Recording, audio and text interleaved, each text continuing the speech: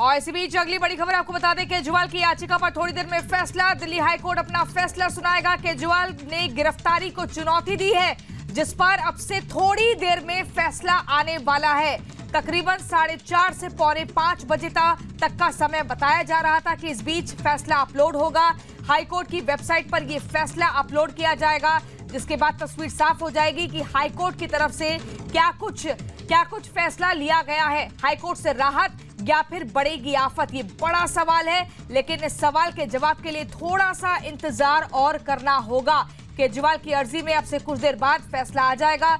Delhi high court अपना फैसला सुनाएगा। लेकिन आपको बता दें, दिल्ली हाईकोर्ट की ऑफिशियल वेबसाइट पर फैसला अपलोड किया जाएगा। ये बड़ी खबर आपको बता रहे हैं। 4:30 बजे से लेकर 4:45 तक का समय दिया गया है। और इसी खबर पर हमारे सहयोगी दीपेश हमारे साथ जुड़ गए हैं। दीपेश के पास हम चलेंगे। सृष्टि भी हमारी सहयोगी लगातार न्यूज रूम से बनी हुई है। लेकिन सबसे पहले दीपेश, आपके पास आते हुए इंतजार ये हो रहा है कि इस हाईकोर्ट में जो अपनी अर्जी दायर की थी अरविंद केजरीवाल ने, इसके बाद आफत बढ़ेगी या राहत मिलेगी? अब कितना और इंतजार करना होगा? कितनी देर बाद ये फैसला अपलोड होगा ऑफिशियल वेबसाइट पर?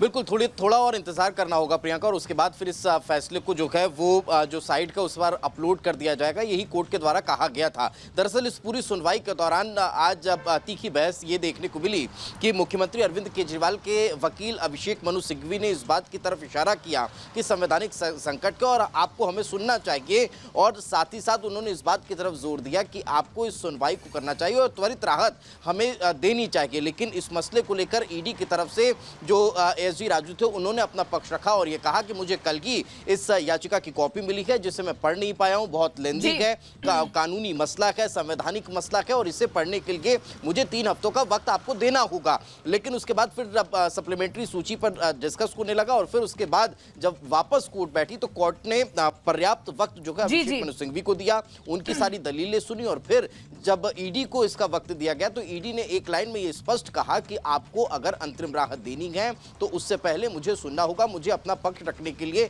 वक्त दिया जाए। और यही कारण है कि फिर कोर्ट ने ये कहते हुए इस पूरे मसले को लेकर स्पष्ट किया कि ठीक है, जो भी होगा वो हम 4:30 से 5 बजे के बीच में इसका फैसला जो है वो अपलोड कर देंगे। अब ये देखने वाली बात होगी कि क्या ईडी को वक्त मिलता है अपना जवाब पेश करने के लिए या फिर। बिल्कुल दीपेश, बहुत ही महत्वपूर्ण ये जानकारी आपने दी है। इंतजार करना होगा। लेकिन सृष्टि के पास भी चलते हैं। सृष्टि, देखिए, आपसे थोड़ी देर बाद तस्वीर साफ हो जाएगी कि हाईकोर्ट से अरविंद केजरीवाल को राहत मिलती है या नहीं। लेकिन वहीं दूसरी तरफ सुनीता केजरीवाल भी तस्वीर साफ कर चुकी है कि 28 तारीख बहुत महत्वपूर्ण है, क्योंकि शराब घोटाले से जुड़े बड़े खुलासे अरविंद केजरीवाल करने जा रहे हैं।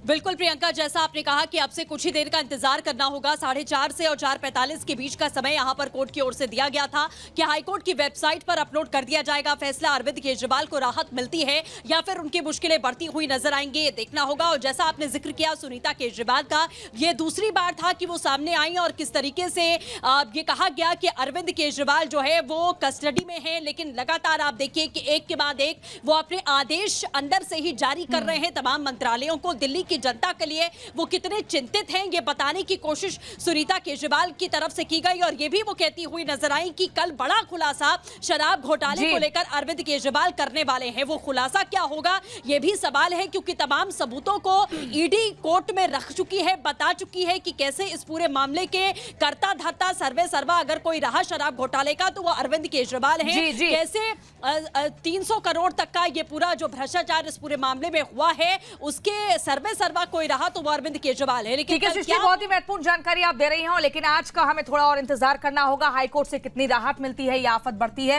ये तस्वीर साफ हो जाएगी। दीपेश और सृष्टि, आपका जुड़ने के लिए बहुत बहुत शुक्रिया। इसी बीच खबरों में आगे चलेंगे और अब अपने दर्शकों को सीधा खबर हम बताएंगे उत्तर प्रदेश से जुड़ी हुई।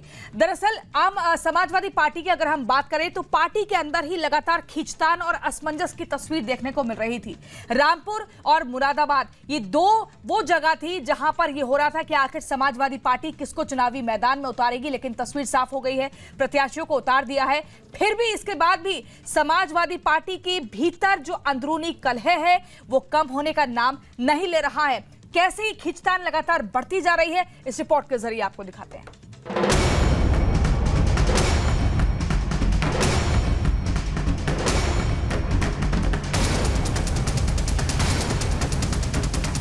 24 लोकसभा चुनाव के लिए नामांकन का आखिरी दिन, लेकिन ना तो इंडी गठबंधन में सीट शेयरिंग पर रार खत्म हो पाई है और ना ही गठबंधन में शामिल दलों का कंफ्यूजन। कहीं टिकट को लेकर संग्राम है तो कहीं पर हार का डर सता रहा है।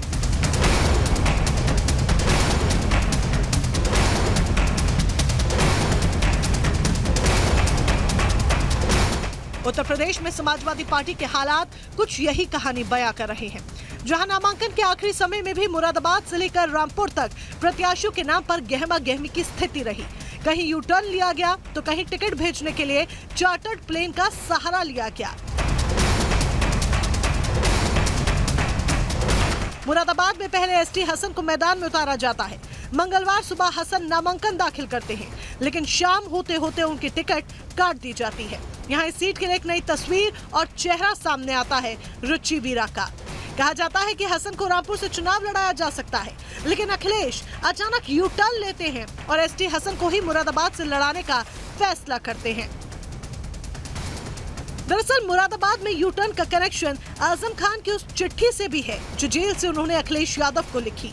चिट्ठी की पूरी कहानी आपको बताएं, उससे पहले ये भी जान लीजिए कि रामपुर में सीट बंटवारे को लेकर समाजवादी पार्टी में किस तरह से सियासी ड्रामा देखा गया। रामपुर लोकसभा सीट को लेकर अखिलेश यादव दरअसल असमंजस में थे। अखिलेश यहां से अपने भतीजे और पूर्व सांसद तेज प्रताप सिंह को चुनाव लड़ाना चाहते थे, जो बिहार के पूर्व मुख्यमंत्री लालू प्रसाद यादव के दामाद हैं। शाम को सपा की जिला इकाई के चुनाव बहिष्कार का ऐलान कर दिया गया।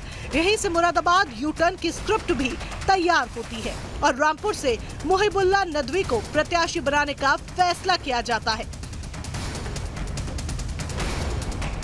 24 के रण में समाजवादी पार्टी की असमंजस और अब अखिलेश यादव का खेल, ये पूरी स्क्रिप्ट कहीं न कहीं आजम खान की चिट्ठी के बाद की सियासत है।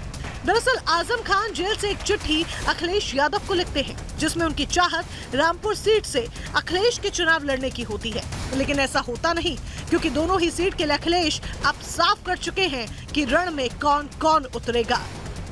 बहरहाल अखिलेश ने फिलहाल टिकट का हल जरूर निकाल लिया है, लेकिन पार्टी के अंदर जारी खींचतान उनके लिए एक बड़ी चुनौती बनी हुई है। Bureau report, Republic Bharat. और इसी बीच अपने दर्शकों को एक बड़ी खबर बता दें, सुप्रिया श्रीनेत को इलेक्शन कमीशन का नोटिस। विवादित बयान पर श्रीनेत को नोटिस मिला है। बीजेपी ने इलेक्शन कमीशन से शिकायत की थी। चुनाव आयोग ने आचार संहिता उल्लंघन के मामले में कारण बताओ नोटिस जारी किया है और 29 मार्च शाम 5 बजे तक अपना पक्ष रखने को कहा है। आयोग ने अपने पत्र में कहा है कि ऐसा ना करने पर उनके खिलाफ कार्रवाई की जाएगी। बड़ी खबर आपको बता रहे हैं, इलेक्शन कमीशन से शिकायत की गई थी बीजेपी द्वारा, जिसके बाद अब सुप्रिया श्रीनेत को 29 मार्च शाम 5 बजे तक का अपना पक्ष रखने की मोहलत मिली है। आज 27 तारीख है, यानी कि ठीक 2 दिन बाद सुप्रिया श्रीनेत को अपना जवाब दाखिल करना है और ये बताना है कि आखिर इतना जो बड़ा विवादित बयान है उनके सोशल मीडिया पर उन्होंने क्यों लिखा या किसी और के माध्यम से लिखा गया, तो आखिर क्यों।